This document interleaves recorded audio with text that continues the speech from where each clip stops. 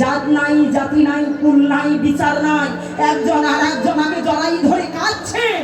মহাজন বললেন তখন থেকে জীবের মাঝে প্রেমের ছিদন হয়। সবাই বলে আমি প্রেমিক ভক্ত, মুখে বলে গো জানো বাবা, সবাই মুখে বলে আমি প্রেমিক, আদৌ নয়। উজ্জ্বল নীলমণি গ্রন্থে শাস্ত্র প্রমাণ দিলেন কোন ভাগ্যে কোন জীবের যদি একবার শ্রদ্ধার উদয় হয়, জগতে সে ধরে সাধুগুরু বৈষ্ণবীর সম্ভব করা।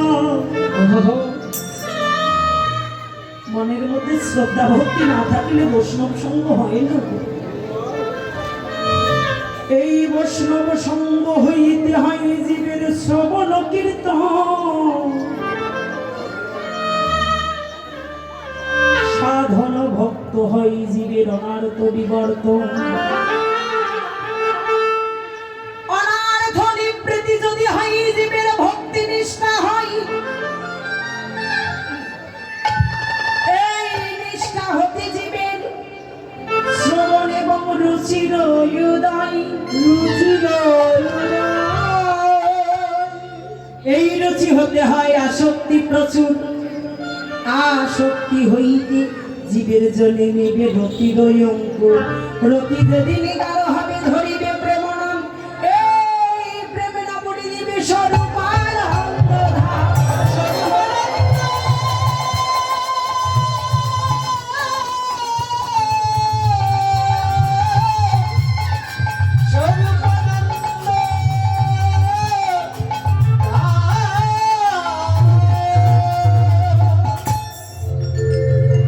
যতক্ষণ জীবের রতি গাঢ় হয় না ততক্ষণ গৌর গোবিন্দ ভজনায় তার মতি জাগে।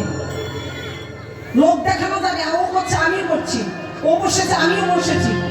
বাস্তব যতক্ষণ মতি জাগে না ততক্ষণ রতি গাঢ় হয় না, আর যতক্ষণ রতি গাঢ় হয় না তার দ্বারাই ভজন সাধন প্রেম হয়।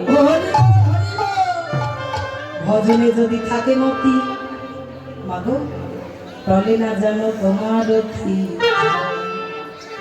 একেবারে যদি ভঙ্গ হয় কৃষ্ণ সেবার হবে অপরাধ। জানিলে তুমি কোটি কোটি ভজনার তোরে পড়ে গেছো মা।